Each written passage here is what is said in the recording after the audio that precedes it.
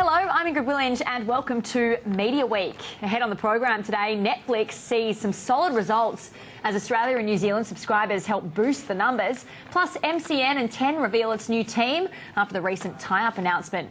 We're joined by our co-host James Manning, editor and publisher of Media Week, as always. But first, following the big ramp-up in new streaming video on demand services this year, the market's only way of gauging the audiences of the new players is through estimates. One of those estimates comes from Telsight, a business unit of UXC, the ASX-listed IT services company. Telsight keeps a watch on businesses impacted by disruptive technologies, and that is exactly what's happening with the television and video business. So for more, Telsight Managing Director Fawad Fadaghi joins us now in the studio. Fawad, thank you so much for your time today. Thanks for having me. So you've recently done this big report on streaming video on demand. Could there really already be 2 million subscribers to streaming video on demand in Australia? Absolutely. We're seeing a range of subscriptions right now available to Australian consumers, all the way from the Netflix all the way down to some of the niche offerings like UFC and NBA and various other services. So if you add it all up, there's around about 2 million subscriptions in Australia already. And the numbers indicate that it's really a technology that the time is right for it. You know, it's been around for a little while overseas, but the arrival of Netflix here has really given it a higher profile. And if not Netflix, people are sampling other things as well. Yeah, look, I think there's been a lot of pent-up demand in Australia, James. We've seen a lot of these services overseas, and Australians have just gravitated to them. And I think there's been a confluence of forces there, including the changes to the piracy laws and so forth. So consumers are very much interested in these services, and they're being attracted by these trial offers as well. You know, Netflix in its results obviously beating expectations, beating Wall Street expectations. In terms of Australia and New Zealand's contribution to that, it seems to be quite large. Yeah, absolutely. I think, you know, you saw their share price, for example, after hours up 10%. And I think a lot of that was unexpected growth that came out of this region. And you can be sure that Australia was a very large part of that 2.4 million. And the projection was another 2.4 million international growth in Q3. Presumably the same rate of growth won't be happening in Australia, or do you think it could still grow pretty quickly here? We think that there's a bit of a ceiling to the percentage of Australians that are willing to pay for content. We think it's around about 40%. It could be as high as 50%, and we think it's going to still take 2 or 3 years to get to that kind of level of penetration. So we think there still could be some pretty big numbers. Yeah, there still could be, absolutely. But it might take a little bit longer than that rapid 6 months that we've just seen. It might be worth bringing up one of your slides, because I know you've got some sort of insights from the report that you're sharing with us. But one interesting part is the 7 million people that Australians aged over 16 and over regularly using catch-up TV services. So catch-up being one of the main online streaming plays. Well, look, absolutely. What we're seeing is that Australians have had catch-up services for a long time, such as iView, SBS and various commercial offerings out there. And already 7 million Australians over 16 years of age are using these services. The interesting thing is they're using it more on computers than on their TV screens right now. So that's one of the differences, I guess, what we're seeing between the SVOD audience, which is primarily via set-top boxes and streaming devices attached to TVs, versus computers, which is what people are watching catch-up on. And that, just on that different devices too, Netflix lets you do whatever you like on any devices. Some of the other catch-up services still won't let you stream to your TV from your tablet or something like that, so they're still trying to almost hold the technology back, it seems. Look, I think there's different service offerings that have different solutions. I think everyone really needs to be on Apple TV. Apple TV seems to be, you know, the low-hanging fruit in terms of opportunity for providers, and most of the providers are on it. No one device, you say, will rule the streaming video market. Do you think that will stay the same going forward, or do you think there will be a clear sort of winner in terms of devices? I think the way we're seeing it today with the providers is everyone is sort of rolling out applications on different platforms, including gaming consoles and smartphones and various other ways. I think the key to that point is that people are watching it in different ways, in different times of the day, in different places. Just one of the stats on that first slide, we saw that 31% of the pay TV households.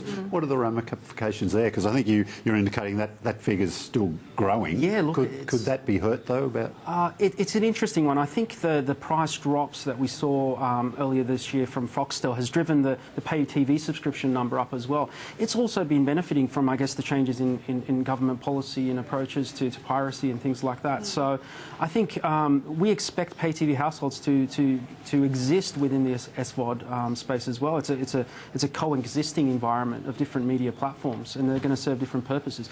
Increasingly, we will see competition though for that space, for the large profits that you see from Foxtel.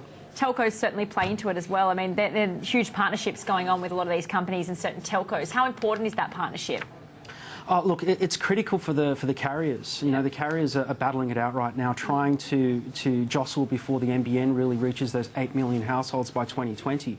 And you can imagine at that point in time, you know, there's going to be a lot more services in the market as well, not just Netflix. There's probably going to be a lot more niche players and various solutions there. So it's really important for the carriers to link up those partnerships right now to really have extract value from the market over time.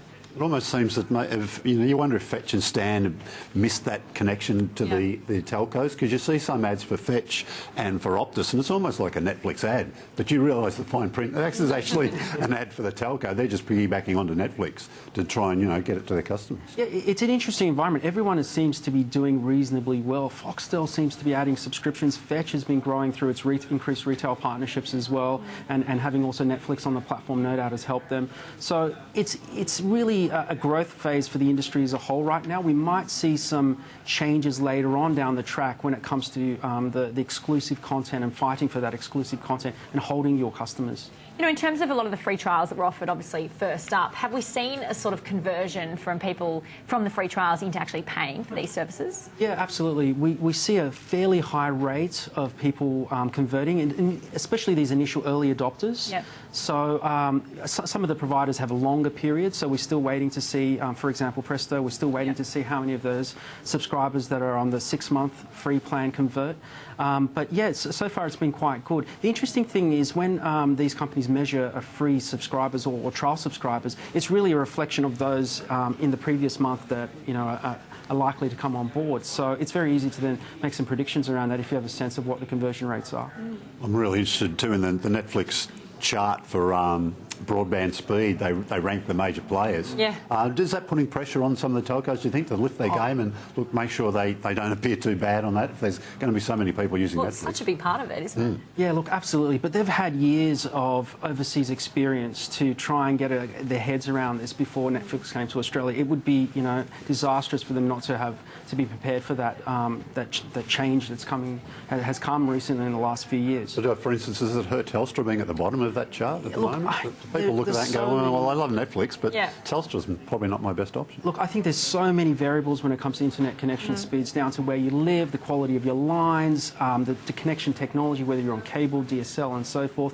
I don't think these broad brush approaches to rating a particular ISP are really that realistic.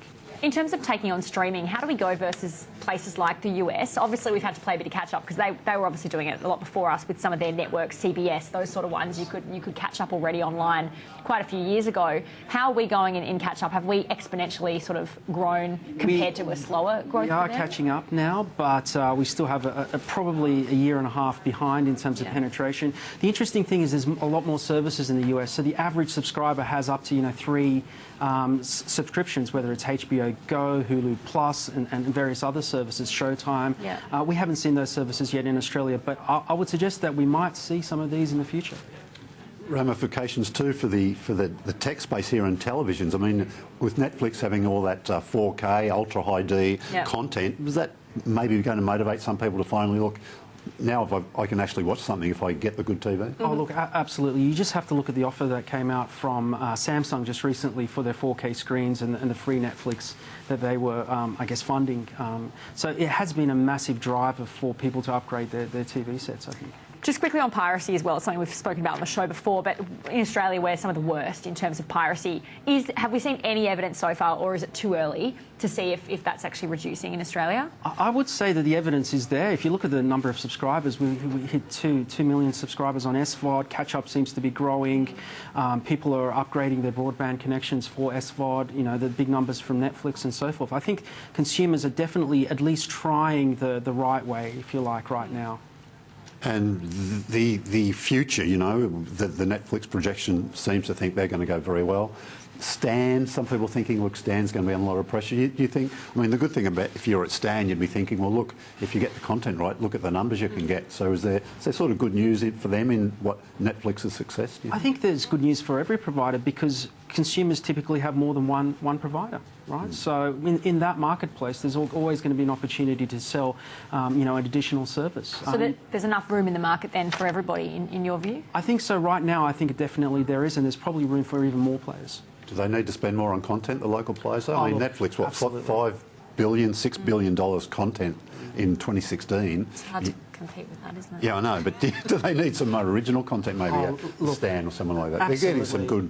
They're getting some good exclusives on international content, but there's no really Aussie, which is maybe one of the things Netflix isn't doing yet. There's commissioning an Australian program. Indeed, I think Netflix have to be able to market the Australian program globally to make it viable for them. So there might be still a gap in the market for a local provider like Stan, or even you know, the public broadcasters and then the free-to-air stations to fill in that gap in the marketplace. Really interesting insights, of course, so much to get through. Fahad Badagi, thank you so much for joining us on the show today.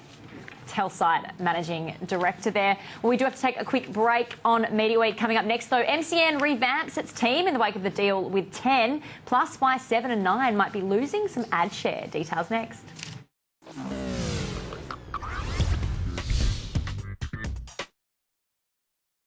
Yeah, so now